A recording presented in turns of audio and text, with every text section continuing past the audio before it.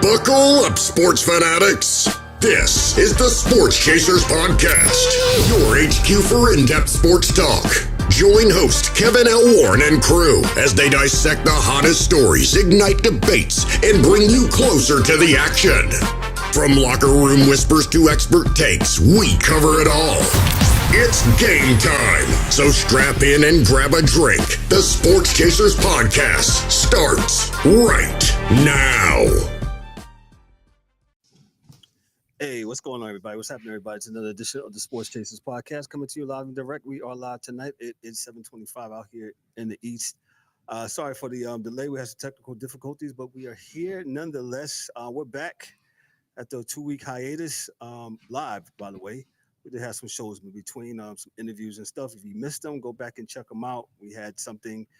We had my main man, Mr. Nate Pope. He talked about the brain and how there's certain brain injuries that you can recover for. They have a new thing that they can help the brain recover from some traumatic injuries, man. So make sure you check it out. But before we go into any of that stuff, make sure you like, click, and subscribe to the channel. Make sure you hit the bell, click the bell for all the notifications. And on the podcast side, those that are listening while you're driving or wherever you're at, make sure you give us that 1, 2, 3, 4, 5-star review. 5-star review. Love us or hate us, as D-Dub says. Make sure you drop their comment, man. You guys have been doing it on YouTube this week. We also had a baseball special, man. We got a new baseball contributor, Mr. Alvin Clausen, man. We enjoyed him the other night, man. He is so great, man. So, shout out to Alvin, man. So he'll be chiming in when it comes to baseball. Look out for those specials too, as we chug along on these content creation streets. DA, what's up, sir? How are you tonight?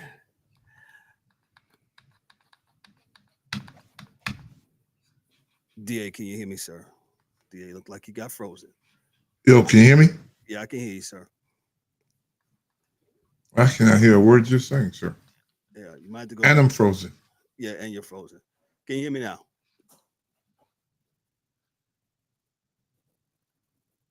All right, as DA tries to work that out. As I was saying, man, make sure you check that out.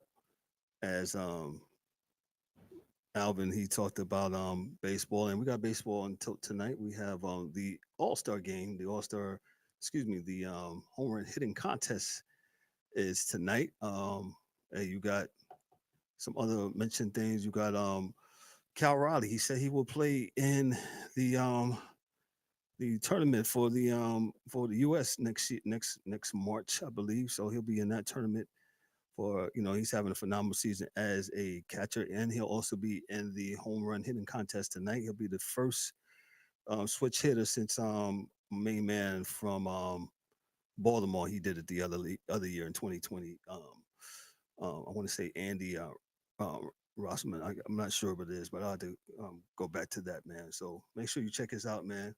I don't know. So Ryan said he just got home. He'll be here in a second, man. So, hey, man, without further ado, like I said, DA is having some technical difficulties tonight, man. And, hey, I'll just go into what we do tonight. Let me just pull up for the 14th.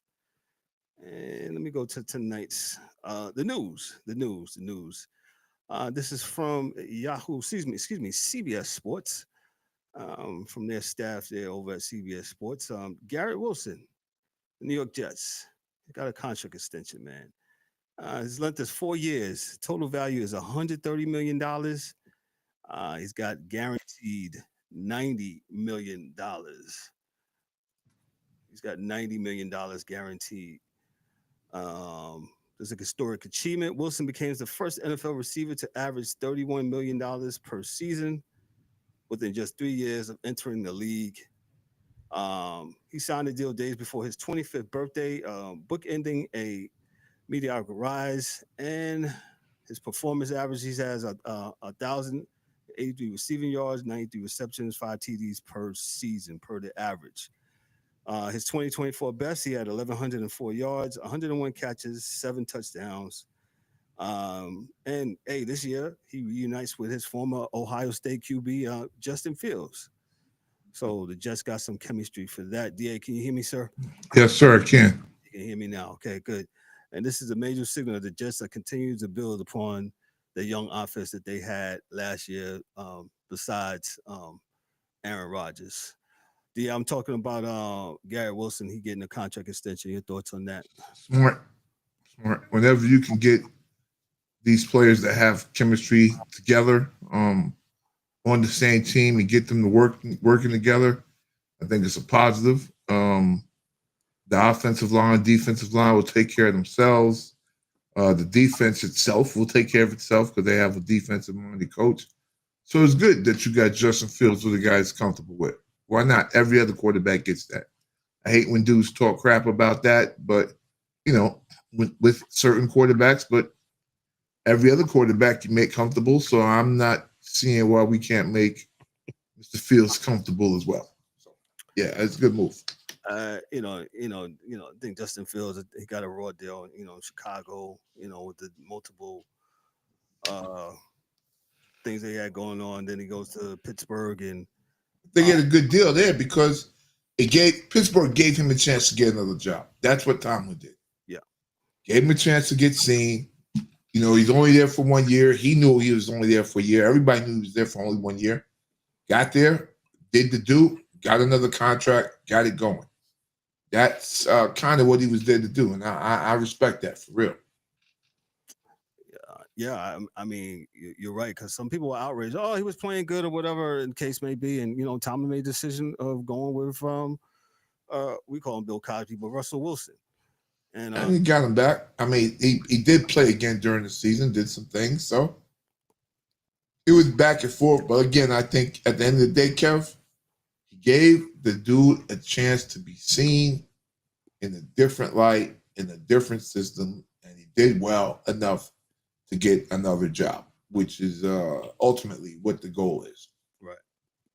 Yeah, definitely got another job. So shout out to Garrett Wilson, man. He gets his money, man. Gets his money. Speaking of money, man. So we've been off for the last 2 weeks, so there's some things we want to circle back. We didn't get a chance to get at.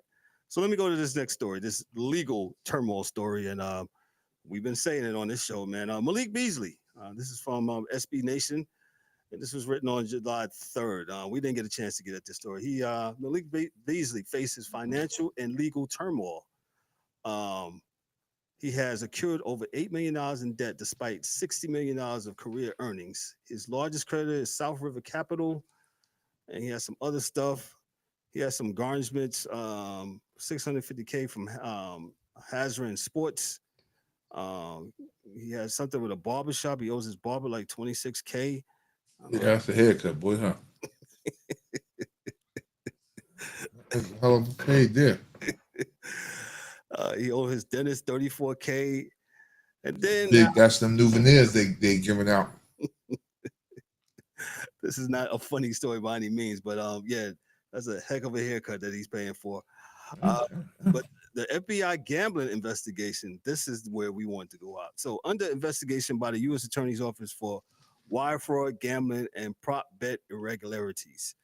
He spiked in prop bets in 2024 during his Timberwolves tenure, coinciding with a significant dip in shooting efficiency. There's yet to be any criminal charges, and he is, of course, as we always say, he's subject to presumption of innocence before proven guilty. Free agency after rescinded, Pistons withdrew a 3-year, $42 million contract offer amid the probe from the feds. And here's some of his stuff that he has averaged. He's averaged 16.3 points per game for the Pistons last season. His situation draws parallels to Jonte Porter's lifetime ban for gambling violations. The NBA integrity concerns are heightened. The legal process may take time. The NBA or federal or the feds could take some kind of action. I don't want to hear that bullshit, man. Oh, I'm sorry. We haven't been doing long. Yes, we are 34 minutes. Well, not really, but yeah. It's not really. Sir. But go ahead. Yeah, come on, man. This is all reactionary. It's the you give the illusion of impropriety. Every player could have something like this. Oh, their numbers went down with this. Stats can be used for what you need them to be used for. reality is, whether this kid did it or not, the fact that they're so closely are so intertwined with the NBA, with the betting, is always going to be a question of, oh man, what the heck happened? Look, he's shooting like this now. Or what was the bets tonight? What were the prop bets today? What was this and what was that? It's too close. And just know it's going to be there with every player. And it could be there with every player if you wanted to have a bone to pick. You could find something and say, oh man, look how much Kevin Durant's scoring now. He ain't scored that much last night. There's always something. And that's because you have the betting intertwined with the sports, man. That's all. I'm not saying that they're even doing anything wrong, but giving that image of impropriety. That's all. No more, no less. I'm not saying none of the players are guilty of anything. Well, all the sports, for major sports, they decided what they're getting in bed with all the gambling things. So this is what it is. They say they have things in. Well, as you can see, he's evidently they don't have them in check, right? So, well, they did catch him. So they know they catch him for. He's not guilty of anything, so they didn't catch him. All they did was make an accusation. Well, that's why they have an investigation. Yeah, I'm telling you, man, it's not good, right? Because the feds come when they got the investigating done. This thing here, you making the case while you got the dude, that ain't gonna work. We seen how that worked with Diddy, right? Don't work. Got to have that case, man. So it is what it is. Okay, I'll move on. Ryan, can you hear me? Ryan, welcome, sir. What's up, fellas? Can you hear me? Yeah, we can hear you, bro. Okay, bro. We was talking about Malik Beasley and his we circle back to that because we didn't get a chance to talk about that while we was off, man. Your thoughts on Malik Beasley and his accusations of prop betting and improprieties with gambling? Well, the NBA knew this was going to happen. They have things in place to combat stuff like this. So Correct. they knew once they went into the whole legalized gambling and they like you say got embedded with the gambling. They knew things like this was going to happen. And I think the Heat player just got he got said nothing happened. He got cleared. So yeah, it's like the DA said, man. You can, if you want to implicate somebody or say something about somebody, you can find something with something, but it can't never be about the play. You have to have some type of paper trail, like Kevin Porter Jr.'s brother. I mean, we just said that, yeah. Mm-hmm. Yeah, and they were actually watching him. So you guys are in law enforcement. You let them do enough. You know what I'm saying? And then you go after them when you have the right amount of evidence. But and sometimes I believe too, maybe the NBA puts stuff out like that to deter other people from doing it, even if it's a minor infraction. You know what I'm saying? Like, hey, we'll eventually catch you. So, yeah. Can you guys hear me? Okay. Yeah, I can hear Yep. you. We can hear you. My thing is, I mean, I don't know. I'm not a psychologist, man, but why? Why what? Why do it? Why? It's money. No, it's not even about the money neither, really, because he has money. Yeah. It's the adrenaline rush of gambling. He already has. He's in the NBA. He's about to sign a contract. I mean, it's the adrenaline rush of gambling. Right. Like, I go on my little sports book, the sports rock, and I'm betting. And Kev, you know how cheap I am. I'm betting $1, $2, and to me, it's a big deal. It's the adrenaline of winning anything. It's the adrenaline rush. It's the adrenaline. You know what I'm saying? everybody knows parlays or sucker bets.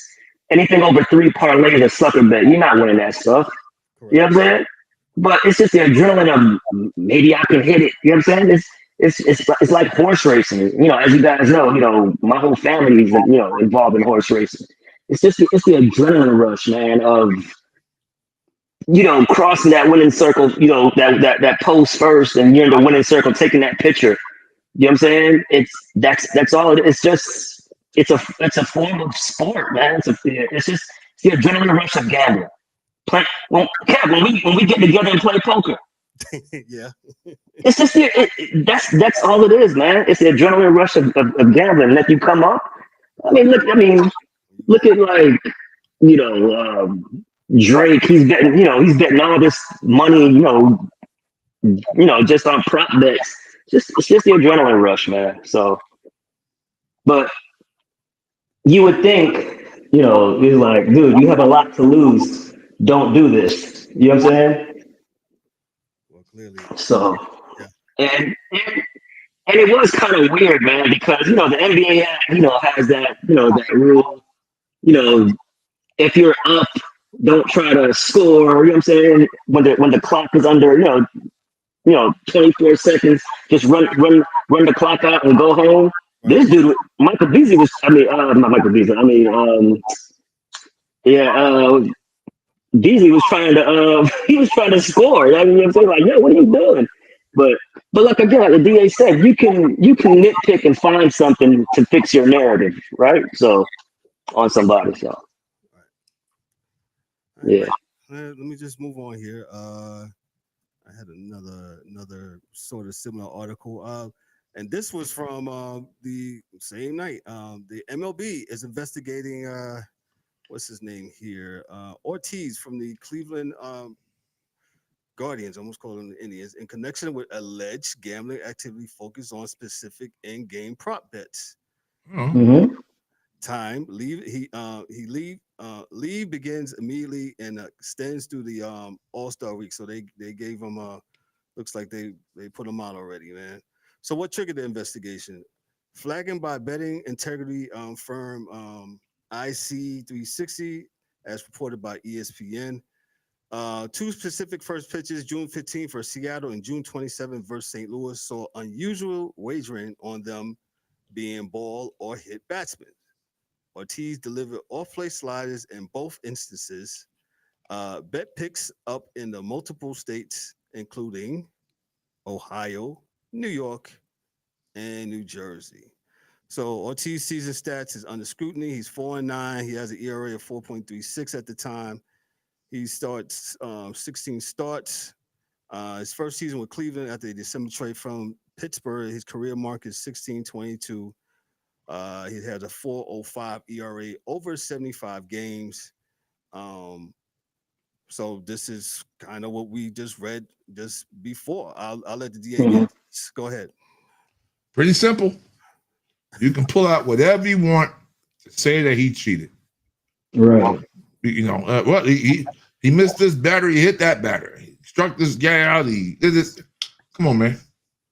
It's going to be there. So this is just basically hey, folks, get used to it. That's all. Get accustomed to people always, what's the word? Doubting what you say, doubting your honesty. That's all. That's all Right. as athletes. And if you can live with it, it's fine. It's been that way for a long time. Let's not act crazy about it. All right. People have always thought in specific sports, college basketball, so forth and so on, that there was some amount of cheating somewhere within the situation. And there was.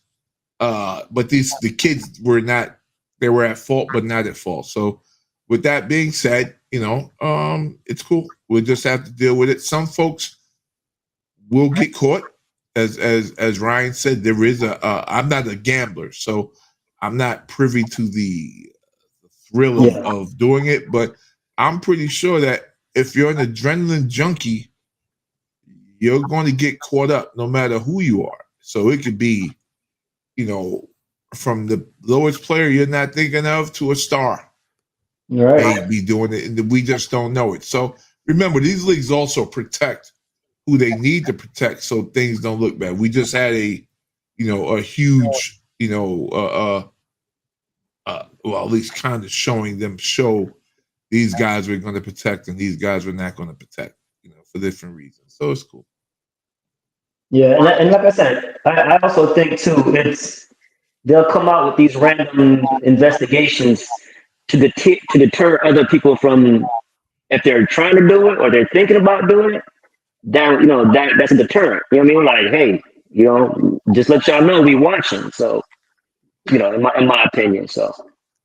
Yeah, I'm with you on that. They absolutely are. This is a deterrent, kind of like dangling a person out there in the middle of the courtyard, so to speak. Be like, hey, don't do this.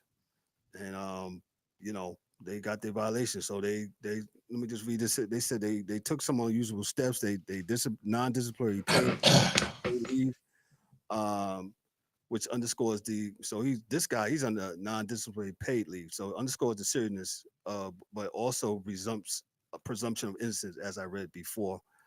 And what else? If violations are found, Ortiz could face suspensions or even banishment from MLB, which would further MLB's crackdown on gambling. Repercussions extend beyond the mound. Cleveland's rotation, season dynamic, and MLB's public messaging are all pressured. So, as we all just said before, man, hey, they're watching, and Right. yeah, the prop bets.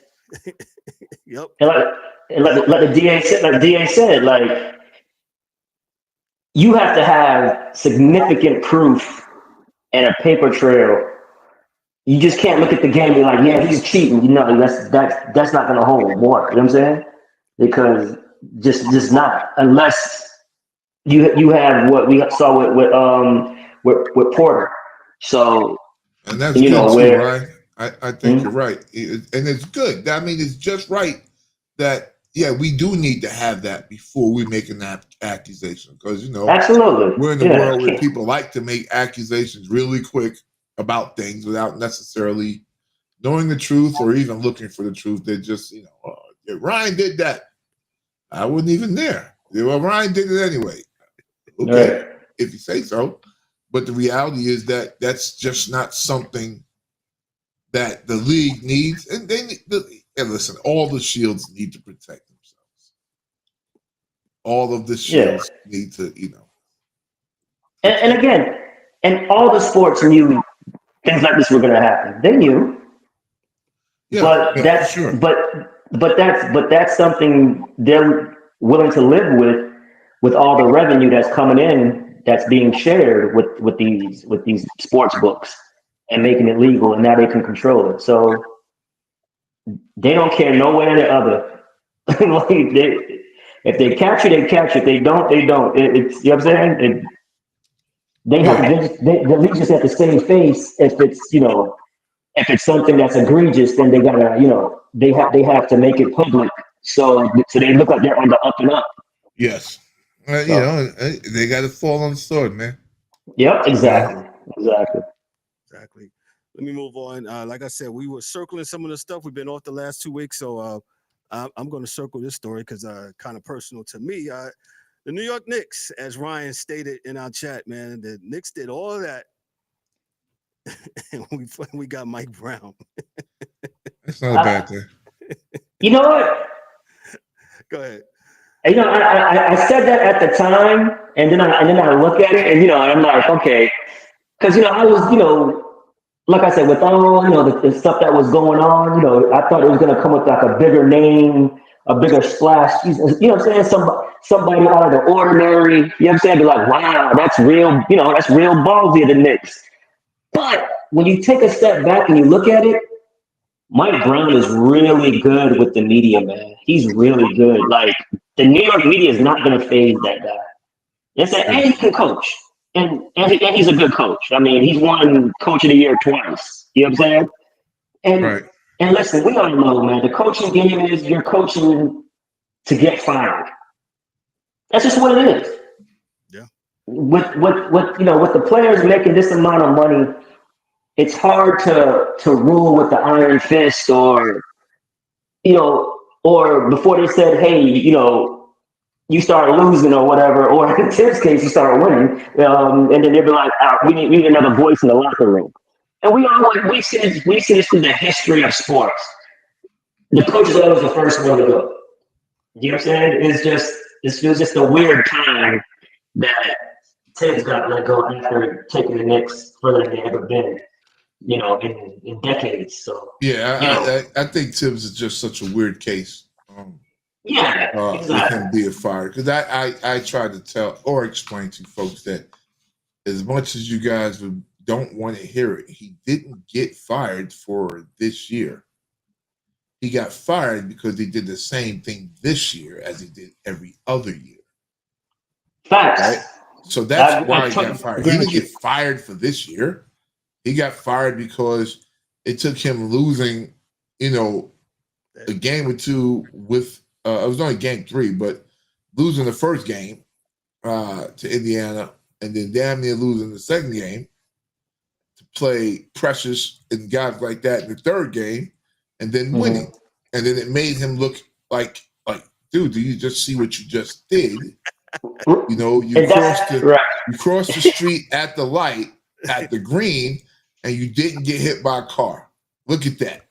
Look at that. Right. And I believe I said in one of the other shows, the previous shows, that I believe that's when he got fired, is when he finally listened to people and played other guys and they succeeded and had success. They're like, no, and it's like if Tibbs would just stuck to his guns, he probably wouldn't have got fired. I don't know, but he still would have lost. But who knows what happens? But the reality is that I think Mike Brown, when you look at his coaching resume, and I'll be really honest, except for LeBron James, when they both were real young and Mike was holding on for dear life to keep that job. He had a few sound bites. Well, no, all the sound bites that season were a little off to me. But with that said, after that, him being a coach, he's won wherever he's gone. And his first year, I think every team he's had has gone up 20% as far as wins. So I don't even know if the Knicks have 20% to go. But the reality is, if they can draft right, and he will develop players, because he was never he wasn't, always the head chair. He was the second chair, third chair on benches, which are the guys that help develop dudes on teams. Steve Kerr. Yeah. So he helped them, work with Kuminga. And, though I'm not sure what you do with Steve Kerr, right? Because I had to be honest, I got problems with his coaching style as well. He is horrible with big men. He's no good with big men. If you got a big man, don't let him go there. Because if you're telling me James Wiseman couldn't help them this year, you're smoking crack. You just got to develop these kids. You just have to, right? So, and that's with all coaches. But sometimes you don't get the opportunity to say to your head coach, yo, man, we got to do this and have them actually listen to you. So that's, that can be a problem, man. They just don't listen sometimes. All right. I'll say this. Yes, it was kind of anticlimactic when like Ryan said, it was kind of very ballsy. The Knicks, they fired their coach. They got to the conference finals, and as DA said, he got fired basically for what he did not do, right? But to my thing, it became a joke when you started asking, just going up to, say, the Rockets and going up to Milwaukee, and they showed they didn't have a plan, Kev. That's for sure. Right, and that looked really crazy to me. And at first, we're gonna look back for a little while after. Yeah, it did. And Ryan, you said a really good thing too about him handling the media. And I was listening to New York Sports Radio that same day, and every last fantastic was saying that he won the media that day. That dude can absolutely, quote unquote, move the crowd, so to speak. No, he has charisma, man. He has charisma, and he has the coaching resume to back it up as far as winning. And then he's not afraid to go at the star player. Yep. He went at Fox. He called out Fox. You know what I'm saying? It probably cost him his job, but he's not gonna change for anybody. So, but it so, should I- have. So yeah, so right, but as far personality wise, he's gonna control the locker room. yeah, You know what I'm saying? It's either gonna you gonna like it or you're not gonna like it. So and two, you know what I'm saying? Even though his time in Sacramento, they had like the best offense in the league. He's more of a defensive coach. yep. He's a defensive minded coach. I mean, somebody on So his bench yeah, that runs the so offense, and hopefully he got to bring that individual with him. right, so that what that tells you, he's not afraid to deviate from his style, or he's not going to say, hey, this is my style, fit into my style. He's going to fit into what his players do best. And a lot of coaches don't do that. You get a lot of coaches be like, hey, he has to fit my system. Hey, Ime Udoka does it with the Rockets. It's just happened to work right now that they changed the culture with playing all this defense. But I tell people, he's such a hard-nosed coach. As soon as they start losing, that ruling with an iron fist gets real old to these athletes that's making all this money. Especially Unless they want to win. Right, unless they want to win. Exactly. Yeah, so looking but looking back at it, looking back and just taking a step back and with the whole fiasco of them asking permission for this coach and that coach, Jason Kidd, Ime Udoka, it just was like, okay, so you did all of that, and you got and you got Mike Brown, who didn't even have a job. He could have just went there first, but then you play devil's advocate and be like, hey, they were just doing their diligence. Yeah. And what you asking? and what's wrong with that? Right? Yeah. What's wrong with doing due diligence? Why wouldn't you ask the prettiest girls at the party for their phone number first? Exactly. So in that aspect, looking back at it, did it look weird? But the Knicks probably did it the right way when you look back at it. So yeah, I'm asking the prettiest girl first. I'm asking the prettiest girl first, without a doubt. Right. Let me go over a few things with Mike Brown. From the Post. This is from the New York Post. Mike Brown's transformed the Kings from a bottom tier offense to the NBA's best through significantly more passing and assists. And this is from Howard Kanzi of the New York Post. He said, increased cutting frequency, elevated 3-point volume. Knicks under Thibodeau, strong early. They scored what was that? No. Let me just read it. Browns Kings slowed pace, but still played much faster than the Knicks historically within the last couple of years. And then Kings increased passes game from 19th to 22 to top 4. The Knicks were 18th. Knicks did better in cutting, as he mentioned this. Browns pace, Kings ranked 12th to 19th. Knicks ranked 25 to 30th under Tibbs. And it looks like Kings jumped from 21st to top 6 in 3-point attempts under Brown. Knicks ranked 27, 4th fewest in the playoffs. Then it's going to be interesting. Yeah, because I think Brown will move with his pieces. I think he has to work on some things, and we'll see his defensive chops because he's going to have to hide 2 players that other teams hunt. Like they hunt big body Brunson. They hunt him because he's 5 feet tall, and they hunt Towns because he's slow. Yeah, but they hunt these guys, so they try to get him in that 1-5 pick and roll. So either way, the other team wins, right? So he has to figure out a way to and I'm sure there are ways. I'm not a basketball savant, but I'm sure there's ways that he can do that. He'll probably have to keep Mitchell in the game more with Towns and let the young kid that Jason, what's his name, another 7-foot cat, stay on the bench and come in and spot those 2 guys. So, he could play. He could be, like I said, Theo Ratliff. He could play power forward or center. But we'll see what happens when the season begins. I really don't put too much credence in any of this stuff right now. Well, let me ask you this: will Brunson's dad, who seems like he's going to be taking a lesser role, will that be an issue? Don't matter to Brown. Yeah, Brown. That's the thing with Brown. He doesn't care who's in the building. You gave him a contract. He's going to coach how he wants to coach. Now, if you want to let him go, He doesn't care about that neither. He's still gonna get paid. You can tell. That's just how he rolls. He's like he like Brunson's dad does not have to be on his staff.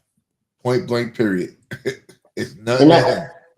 And not only that, he's the type of coach who's like, hey, if you're gonna fire me anyway, if you're gonna fire me anyway, eventually I'm gonna do it my way. Do the darn thing. I'm not gonna buy into what you want me to do on every occasion, and you're gonna fire me anyway. Nah, I do it my way. And if it works out, it works out. If it doesn't, it doesn't. His contract is guaranteed, my brother. You heard what Derrick Rose said about Tibbs. You talk to Tibbs like, yeah, man, Tibbs all right. Tibbs walking away with $30 million. He's straight. Facts. Yeah. So, because like I said, man, the NBA, unless you're Eric Spoelstra, Steve Kerr, Pop, but not Pop is, because of the health situation. If you weren't one of those three players, you weren't safe. Hell, Michael Malone thought he was probably safe after winning a championship. Yep. Sure. And wasn't safe. So, yeah. Gotcha. It should be interesting with the Knicks. With my Knicks, hopefully Mike Brown can, make some. The weird thing with the Knicks is it's that last 1 or 2 spots. Believe it or not, only got 1 or 2 spots left. And the Nets are really important in the NBA right now because they have guys that are good, mid-level guys that they can give away. That guys would want. So there's still a lot of moves to be made. We'll wait and see what happens, but it should be an interesting season. But Kevin, I'll tell you, boy, it's way too far away for me to really, really think about. Yeah, man. We enjoyed the summer. Facts. Oh yeah, facts. Yeah. Let me enjoy this summer, man. That's all I got on the news tip, but we got more news. I'm gonna let Ryan take the Ryan got the rest of the show. Ryan, what's going on with your with LeBron James and this what's going on with the Lakers and stuff? What? Well, listen. What? Listen. Oh, hold on, Ryan. Yeah. DA said, well, go ahead, DA. Go ahead. Who? What? Who are we talking about? DA. Go ahead. What you got? What the heck is? Who cares what LeBron got going on? Listen, they got a new owner who's reassessing everything, and he said everything. Well, so that's an old man that don't play both ways, or his son that don't need to be on the team. I need to find a center. I'm not here to lose. This is the Lakers. There's a standard. Hey, August 2nd, what's Luka going to do? How engaged is this dude really? Yo, dog, like LeBron James is probably the last thing on their minds out there. Well, he did take $52 million, dog. Well, that just showed wait. I'm never mad at someone, if you know me, Kev, for taking the money. I know, but you can't. But I have seen quote unquote GOATs in other sports from time to time give the hometown discount to ensure that the team could bring on players. But you don't have to do that because that's not your job to balance that budget. And I've said that a million times. So if you don't do it as a player, I'm not mad at you because that's not your gig. It's your owner's gig to balance the budget. So that's basically the way I see it. But, Yeah, well, like I said before, right before the trade deadline, LeBron lost all his leverage when they stole Luka like a thief in the night. So all the LeBron leverage was gone. Soon as Luka stepped foot, it's a new regime as far as building around people. As far as if I'm making a decision on the team, how does that affect Luka? No, it's not how does that affect LeBron anymore. So that's just good business, and that's just smart. Yeah. And LeBron knows that. And LeBron knows that. LeBron knows that. And the problem with LeBron is him knowing it and him acquiescing to it. Because I know he knows it. So right, but and LeBron knows. Listen, yeah, I could have opted. I could have opted out and then pick any team I wanted to go to and do that. He's like, no. He's like, I can opt in, and it's on. And then if somebody wants to trade for me or do whatever, that's just what's gonna happen. You know what I mean? So, but there's a lot of teams that can take back his contract without dismantling his team. There is a team that I heard rumors about with him, like for instance, like a Karl-Anthony Towns straight up for LeBron. That works. The money Knicks ain't doing that. right, but I wouldn't be too sure about that. No, I'm sure they're not doing it because the Knicks are a CAA team. They're not a clutch team. They don't have a clutch player on their team. Nah, we ain't doing that, man. I don't see that. Okay, I don't see that. I'll be shocked. and if it happens, I'll be a Knicks fan in recession. So yeah. Yeah. He doesn't give them what they need. Yeah. I don't think I'm not saying Karl-Anthony Towns is great. I'm just saying that LeBron doesn't give the Knicks anything to help them win. I totally disagree with that. To be honest with you, I mean, what- LeBron James. Do you see him scoring more than Towns? Right, because that's what you trade him for.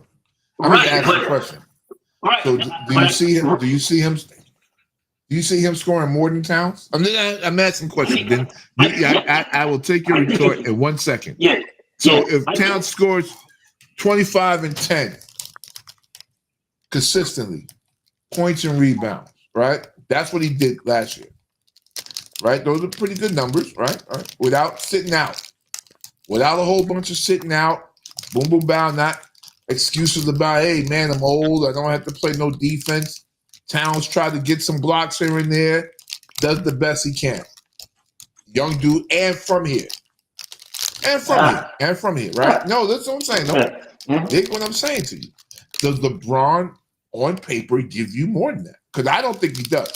Because his lackadaisical attitude and play on defense hurts a small team. We're a small team. We need our big to at least get in the way. And then he's there. Who's playing center? But is LeBron playing center? No, I mean, you got Mitchell Robinson. He can play center. And then what does LeBron play? But LeBron can play the 4. All right, so OG moves to the 3. Or OG be the 4. I mean, there were some lineups where OG played the 5 when y'all went small. Yes, I'm asking you, does LeBron give you that? And I ain't got nothing against him. Besides the fact that he's 40. No, that's the only caveat, right? Is that that's the biggest caveat, though, Ryan. Right. Now, I'm with you. I will listen to your retort at this point in time. Okay, I get it. I get it. But here's what I do know. I know LeBron James won't be benched in the 4th quarter because he's a liability out there. That's what happened to Karl-Anthony Towns. We all saw it. He was a liability on defense, and they benched him.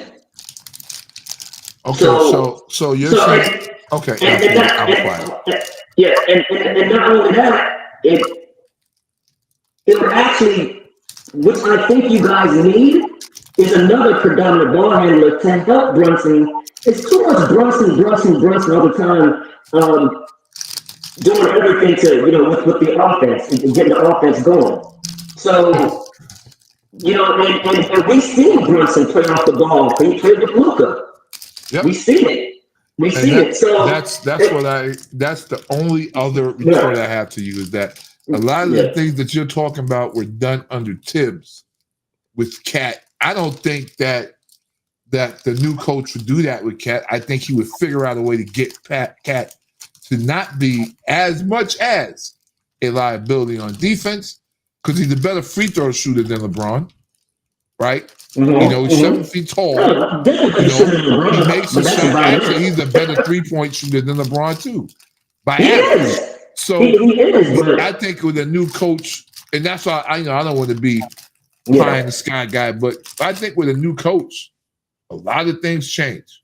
That's all I'm saying. And I know you're right. What you're saying, LeBron brings a lot. Like, come on, let's.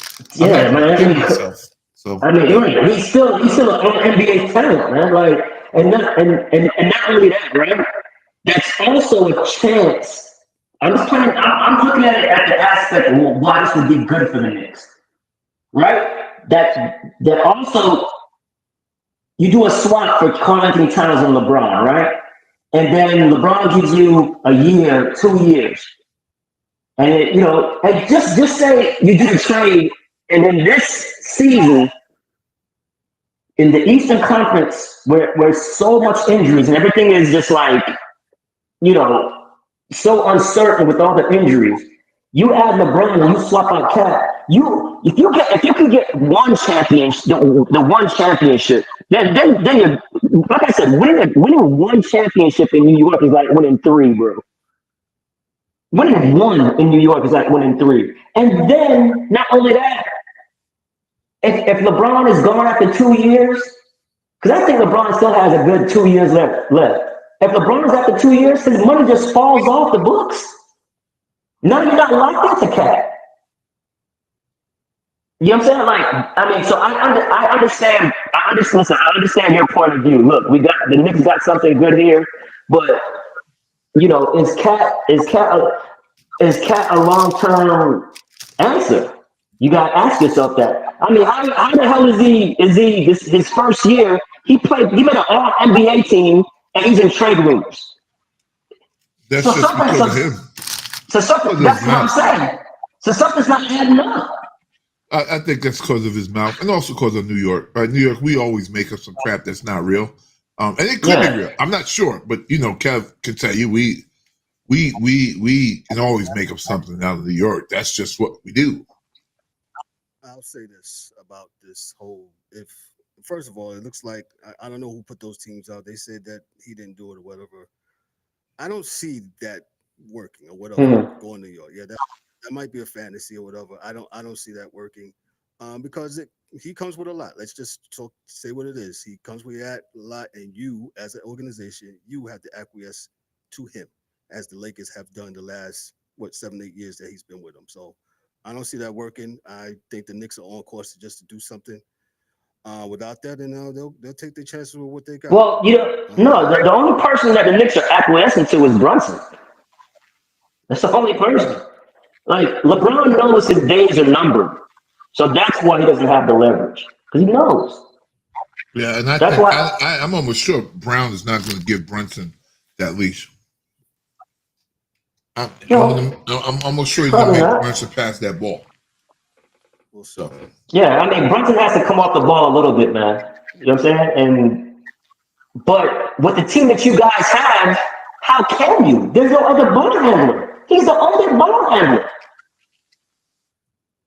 The only one that can initiate offense. Whether it's a high screening roll, it's him bringing it up. We got Jordan Clarkson right now, so that's Jordan Clarkson is not a ball handler. He's a guy that's coming out screens. No, he was a point guard. Now, don't do that to him, man. He can handle the rock. Handling the rock and running offense, DA, is 2 different things. Of course, he can dribble the basketball. I'm not saying he can't dribble. It depends on the offense. I don't think he can't. The guy's been in the league for 10 years. There's no time in any way where he was a facilitator on any team or creating for other people. He's known as a gunner, a chucker who's just come in and can get points off the bench. That's why everybody said, "Oh, that's a great deal for the Knicks," because we didn't have a bench and we didn't have nobody scoring off the bench. And the Knicks are trying to get Marcus Smart. So that's another. He's a facilitator. He was the that's a better comparison to me than Jordan Clarkson. And we still have Deuce the Brown, but Deuce, I feel like Deuce had a chance this season and he didn't take advantage of it. Like, I thought Deuce was going to have a better year than what he did. So I think his development was stifled, and I don't know if it's from him or coach. All right, so because our boy didn't trust players and all the rest of that foolishness. He did the same thing to RJ, did the same thing to Quigley. So that's all. Yeah, it's right. I mean, like I said, Brunson is, and again, Brunson is so good at what he does. You're like, how can we take the ball out of his hands, right? So you're like, damn, he's so good, but at times it's easy to defend. Even if he's making clutch shots, it's still easy to it's easy to defend. You know what's coming. It's the high screening rule, you know. So and they exhaust the rest of the team. They're not getting the rock, right? He dribbles the ball till it's 18 seconds, and then he passes if he doesn't have, and if he has, he takes a shot. Beautiful if he makes it, not beautiful if he don't make it. But the thing is, getting the rest of the team involved is what's most important. And then fourth quarter, you can do that. The problem is that he does it 1 through 3, but that might be because he was let, some of them do that between quarters 1 through 3. So, so we'll see what happens with a change in coaching. I think a lot of things will change. But like I said, though, man, this is really occupying a lot of my mind that I usually don't put on basketball this time. Right, this time of year. I feel you. Yeah. Ryan, what else is going on in the NBA before we go to the W? Well, we had summer league going on. So Cooper Flag, he didn't shoot the ball well in the first game, but you could tell it was just his shot was off, right? It wasn't nothing nobody was doing to him, but he still impacted the game on every aspect of the game. Remember what I said? He's like, he has so much skill, but he's not great at anything. You know what I'm saying? He's a whatever that term is, jack of all trades, master of none. He's just solid. Yeah, he's solid. He's gonna always make winning plays. He's just a winning player. Is he gonna ever average 30 points a game? No, I don't see that. But he'll average 18, 20, 10, and 8, when he gets that usage. But now, he's going to a team where, until, Kyrie comes back, is he going to get that usage? When Kyrie comes back, his usage is gonna dip. But they experimented with him playing the point guard position, in the first 2 summer leagues. And in his second game, he was awesome. He had 30 points, and and you saw the talent, right? Like I said before, he's a can't miss talent because his floor is still going to be great, but his ceiling can be great too. But his floor is all-star. His ceiling can be superstar. Whereas in like an Ace Bailey's floor is bust, or you know what I'm saying, and his ceiling is superstar. Ace Bailey can go either way because he has that talent. But Cooper is just gonna impact the game on so many different levels, man. Like he just plays winning basketball. He's a winning basketball player, right? And that's one of the reasons why the Rockets got rid of Jalen Green.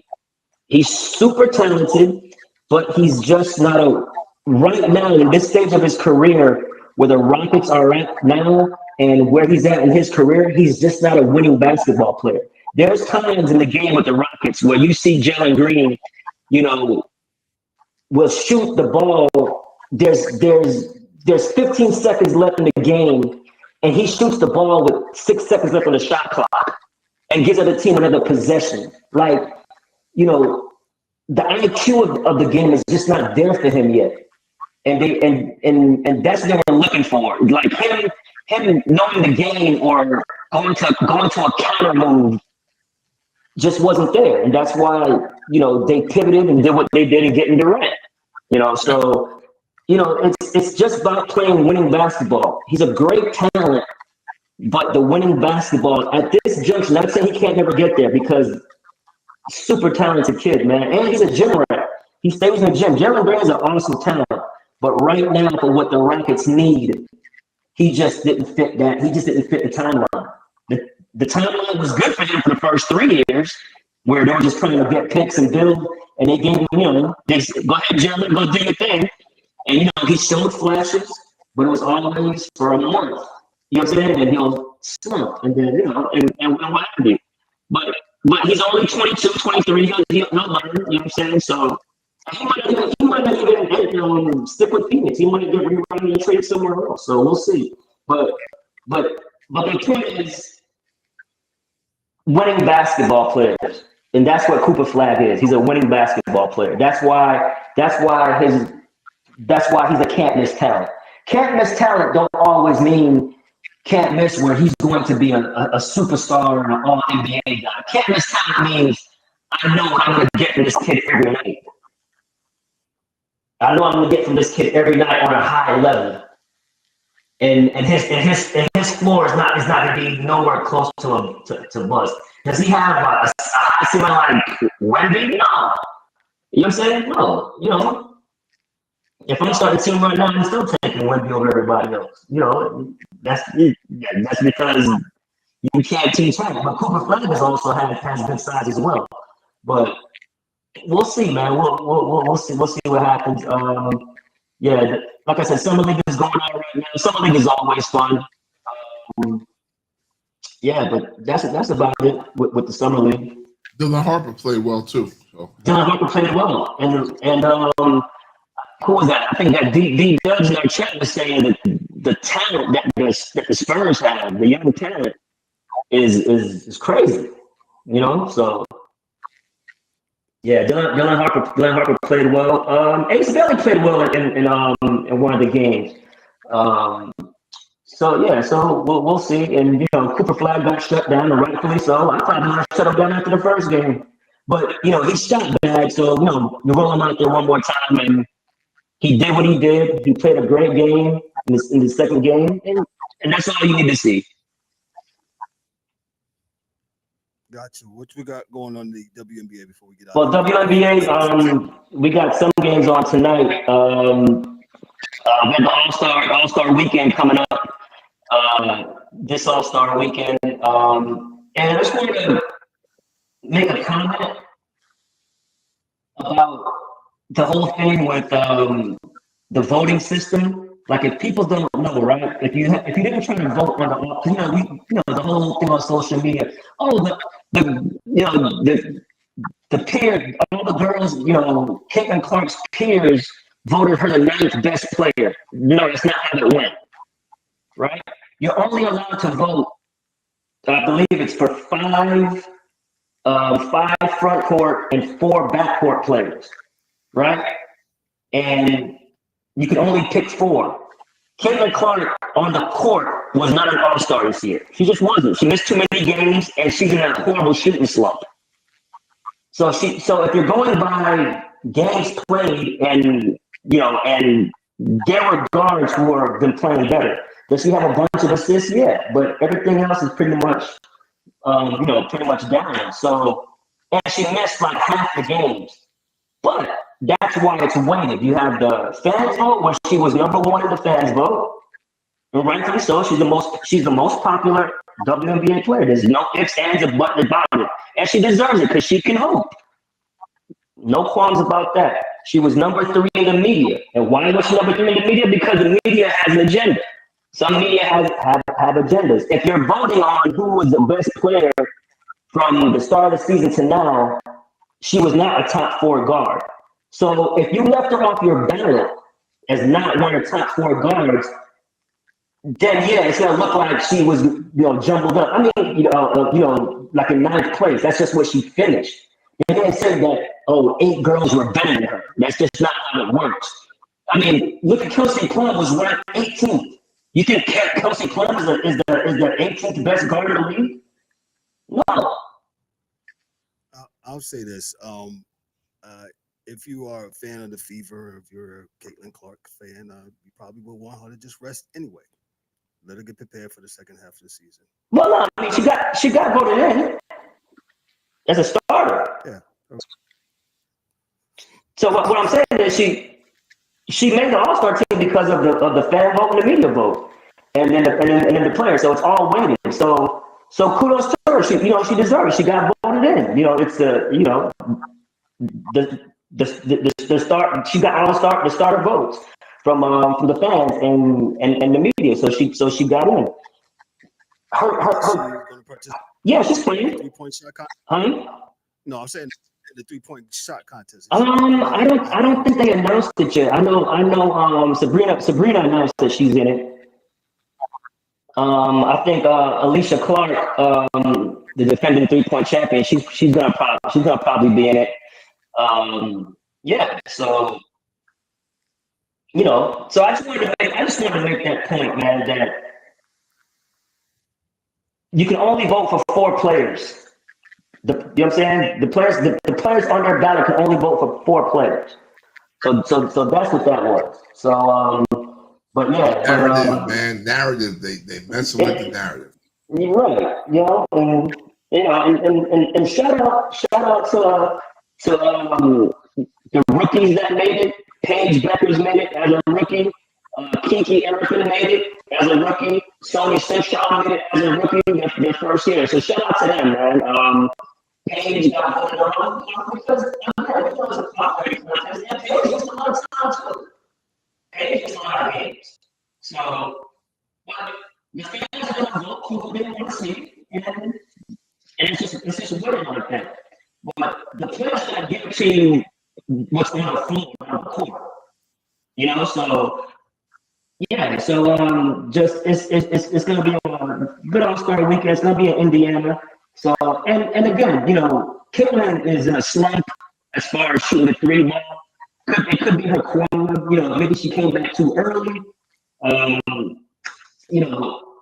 But it's basketball, man. When you shoot that many deep threes, you're going to go into a slump. You just are. You know what I'm saying? She's not taking efficient, high percentage shots. When we call her, she's shooting for the logo. Sometimes, you're not going to see that. But again, she's so good that she impacts the game on different levels. Where it's her assists. Even the last game, she against Dallas, against Paige, she had like 5 steals, like a couple of blocks. She had one position where she had a nice block, had a rebound, nice outlet pass to Sophie Cunningham, and just an excellent play. So she's a dog. She's gonna play hard every time. She's gonna talk her trash. She's gonna get in your face. She's gonna pump the crowd up, and it's good for the game. And shout out to Angel Reese. I mean, she's been on a tear. Angel Reese has been on a tear ever since people clowned her for scoring 4 points. And I gotta tell people, she's a big. You have to get her the ball in a position to score. Does she miss a lot of layups sometimes? Yeah. But everybody does layups. But at least she gets her rebounds and her rebounds, whatever they want to call it. At least she does that. And there's a stat out there that stats. The stats like, hey, if you took away all her offensive rebounds, she would still lead the league in rebounds. That's incredible. And not only that, I give credit to the coach of the Chicago Sky who was on the bench with Becky Hammond in Vegas, and also the coach for the Valkyries who are Boston as well. She was also an assistant coach for them for the Aces with Becky. But the Chicago coach, after Vegas move went down, they they did. They made Angel like a point forward in a sense. Now she's like a hub for the offense. Her assist numbers went up. Her scoring went up. She's down in the mid-range. She's driving the ball. She's looking for her teammates. They're playing through her. And they got Camilla back, from international play. Now you have that 20 times. They call it skyscrapers. I think that's pretty cool. The skyscrapers. So, it's shout out to them, man. Ever since she scored the 4 points and she had that horrific game and she's been nothing more than outstanding, man. She's been outstanding. And I'm glad to see that, the coaches voted her on because of the reserves, the coaches vote for that. I definitely wish her continued success. Yeah, man, she's open, man. She's open. She's super. And Kevin Clark just a little shooting slow. She's gonna come out with it because I think Caitlin's still nursing a lower extremity injury because that usually impacts your shooting. So Your legs. especially shooting from that deep where she shoots from. You need your legs. But, I think once she gets stronger, it's a weird thing with the WNBA is the season is so short that if you have a lower leg extremity, you probably will have it the entire season. It's a good point. As opposed to in longer seasons, you can sit down and come back. You can rest long. Correct. Yeah, you usually will have an injury within the WNBA season for the entirety of that season. That's kind of where like fans have to kind of. Again, like I said last year, and I said before, this is new. It's new for the WNBA. It's new for Caitlin. It's new for everybody because they have to now. Everybody has to calculate, what they really think they see and believe when they see the WNBA. They want this and they want that and they want that, but they're not really sure even like how short the season is. Like they don't even look at those things. Right. That's because people, this is only year 2 of the Caitlin effect. And then when Juju gets it, then there'll be the Juju effect. Right? And then so it's coming, folks. You just have to get ready. That's all. Bro, that's a great point you make about the length of the schedule. They did, it used to be like 30-something, 32 games. Now it's like at 42, I believe, something like that, or 40 games, 41 games. So they did do an increase. But you make a good point. That's probably why they rushed her back because, hey, we got to start winning some of these games because remember, only the top 8 teams make it. You go on a losing streak, you could be out. Well, and we know what it means when they're out of the playoffs, right? People stop watching the game. Right. And it is what it is. She affects the ratings. And 2 and 2 still equals 4, I think. Yeah. IS 145. And kudos to her, man. But I just want to make a point, man. You could love Angel Reese and talk good about her. Doesn't mean you're better than somebody else. You can like Caitlin Clark, love Caitlin Clark, and praise her. That doesn't mean you're talking bad about somebody else. Everybody can get shine and praise, man. And everybody can get criticized when they play bad. Just like Angel got criticized when she played bad. And then she stepped up.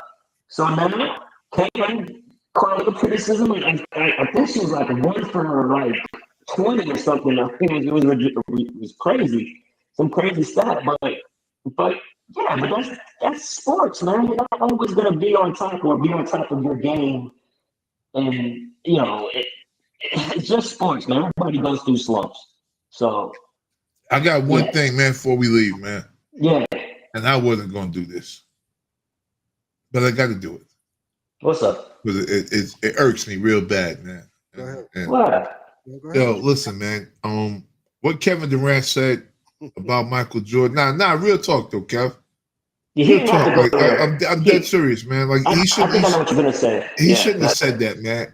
The whole world knows why he left basketball, man. Okay.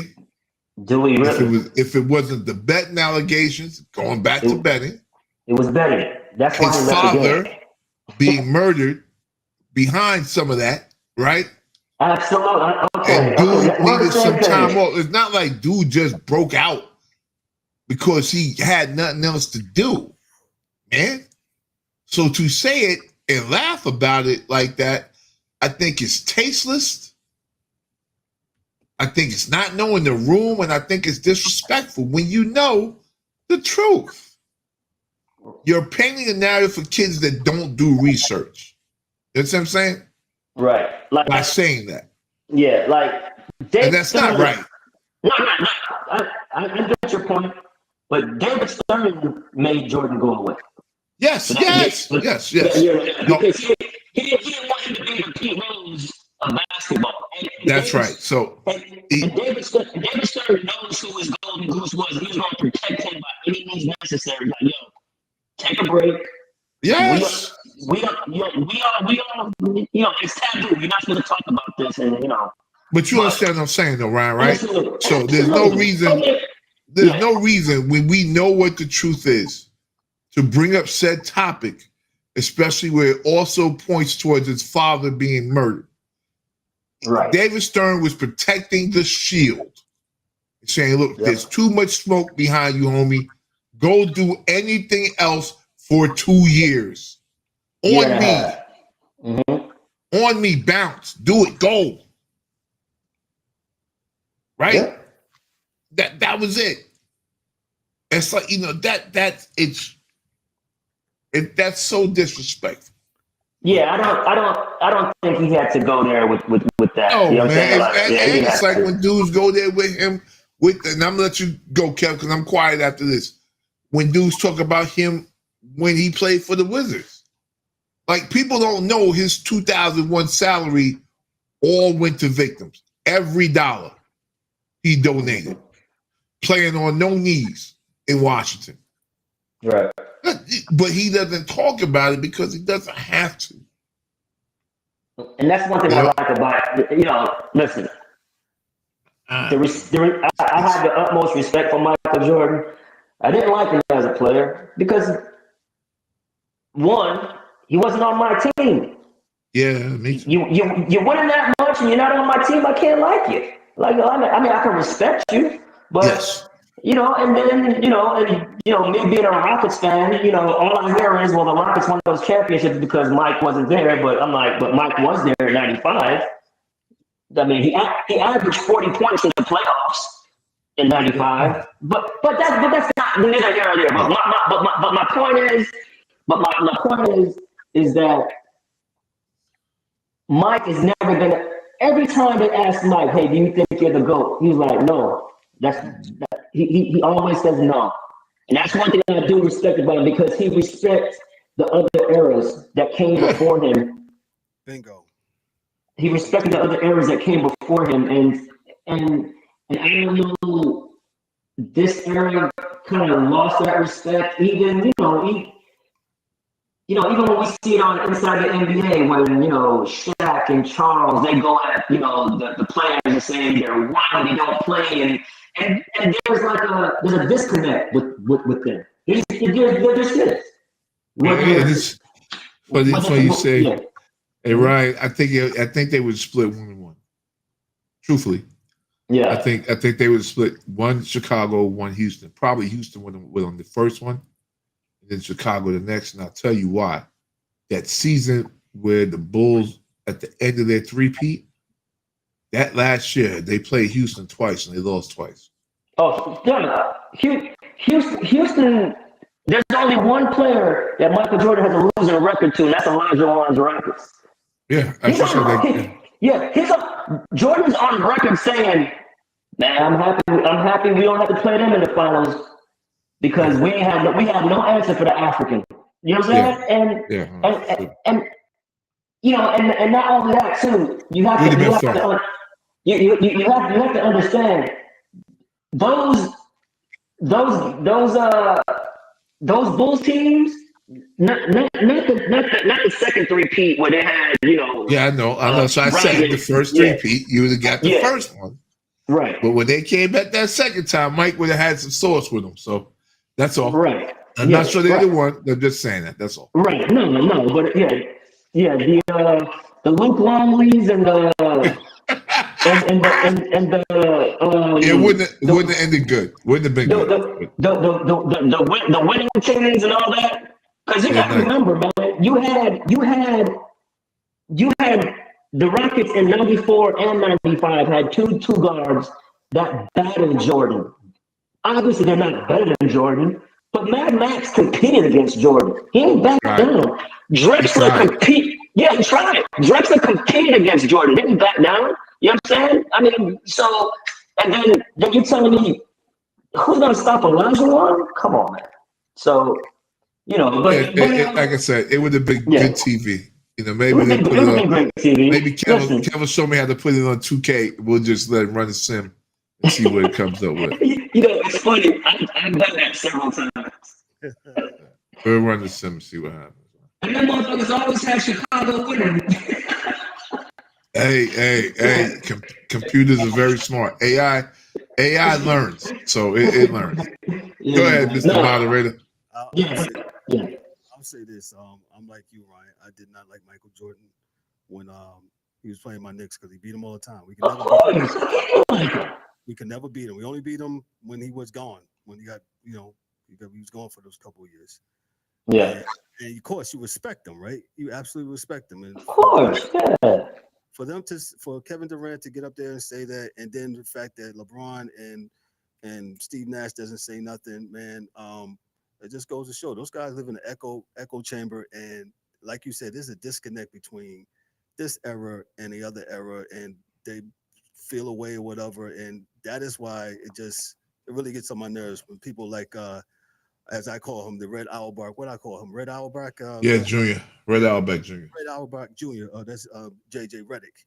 Yeah, what he said about the plumbers, man. That's just disrespect, man, and you can appreciate one era. It's just like rap music, right? I can appreciate stuff from this era and not just like poo-poo on all of it. Yeah, there's some stuff I don't like.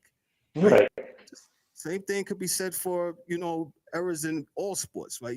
Baseball, basketball, whether it be younger. I think the stupidest thing was that some of those dudes back in those days when the league wasn't paying out as much money as they're paying, they really were plumbers in the off season. Like, right, correct.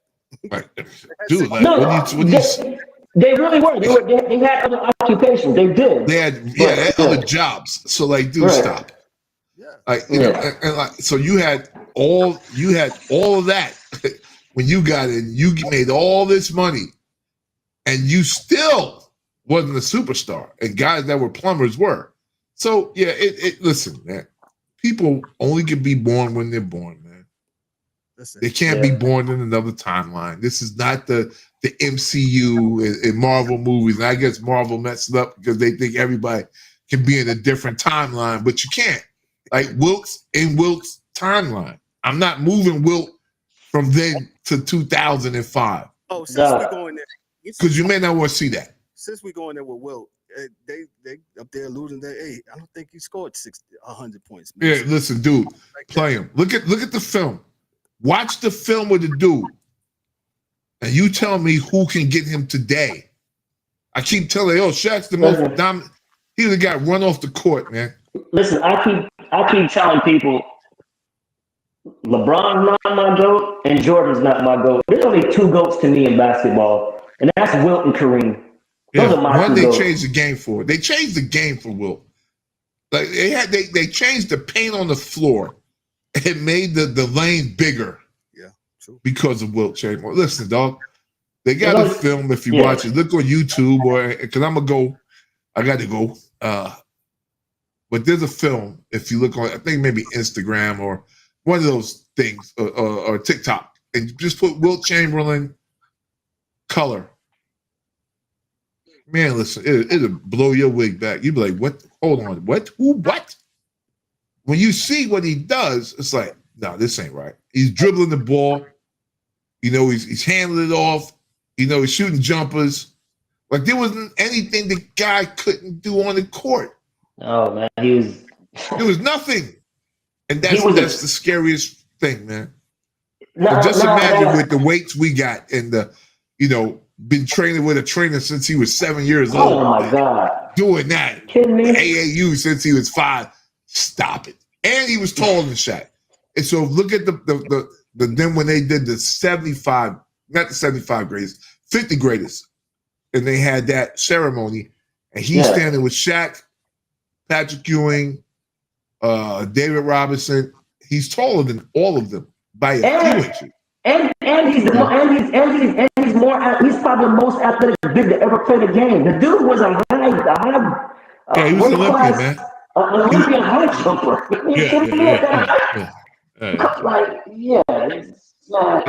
Come on, man. And that's what I'm saying. Like we as people, as kids, as human beings should not downplay what the guys of the past did because it was harder then. When you look at baseball, if you ever go, and I got, I'm sure Kevin does, if you go back to the 70s and actually pick up a bat, you'd be like, what in the, it actually was like Bugs Bunny, like a piece of a tree, right? That's how heavy the bats were. They didn't have this light wood, this birch wood that Barry Bonds farmed out of some damn where, dog, like the bats were heavy. They were heavy bats. 42 ounces. Hey, bro, the basket, Will played in, not even in Converse. He played in some canvas type shit. Can you imagine him? Yeah. Wearing freaking flat bottoms and Air Jordans and messing the dog. Come on, man. The man would have dominated that. And my mother said, for real, took a stack of quarters off the top of a backboard, for real. So that's that. There's only 2 GOATs in the NBA, man. I'm sticking with it. It's Wilson, that's Kareem. great. Yeah, that's what I'm going with. And guess what? Bill Russell would tell you the same thing. So, guys, I love you both. But my stomach is really hurting, man. I gotta. Okay, D. All right. Well, I'm getting old, brother. I'm getting old, man. I'm working with you though. well, I'll end it on that note since you ended on that note. So listen. No. Kev, you end it because you my man. Well, you're the boss. You're gonna keep talking because. Nope, I'm gonna shut up. I'm sorry. I'm sorry. Apologies, Kevin. Hey, man, you just go to the bathroom, man. trying to keep my mind off it. We'll go on that note. Hey, make sure you listen out for us on Thursday night, man. Rest of the gang should be back. Make sure you get our merch. The merch is down at the bottom. I got the hat on, got the polo on. Make sure you get it, good quality. And hey, make sure you check out the All-Star game. The WNBA's All-Star game is this weekend. Check out their festivities, man. And hey, enjoy your sports, man. We'll have myself. MLB. Home run derby tonight. Yeah. It's going on as we Junior Camaro is up now. Yes, looks like 19 home runs. So that's going on tonight. So make sure you check it out. And hey, we'll get at you on Thursday night, man. So have a good one. We'll get at you. Be good. Be great. Peace. Rams, there's some people think that the Rams did a good job. That's a wrap for today's episode of the Sports Chasers podcast. Don't forget to subscribe on YouTube and your favorite podcast platforms and connect with us on all social media channels for exclusive content and updates. We'd also love for you to join the conversation, share your thoughts, and become part of the Sports Chasers community. And remember to tune in next time for some more real sports talk. Until then, stay frosty.